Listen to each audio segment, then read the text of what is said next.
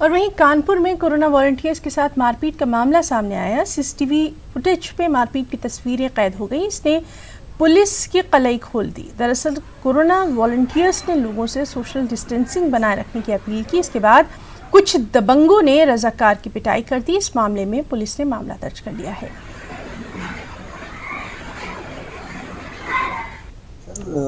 Hotspot इलाके के लिए हम लोगों को 27 वॉलंटियर बनाए गए हैं, ठीक है, जिसका मैं एडमिन हूँ।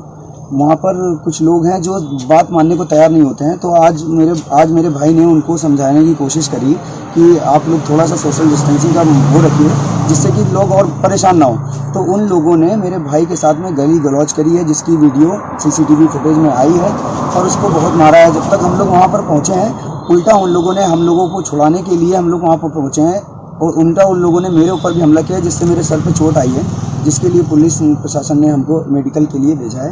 अभी हम लोग मेडिकल के लिए जा रहे हैं।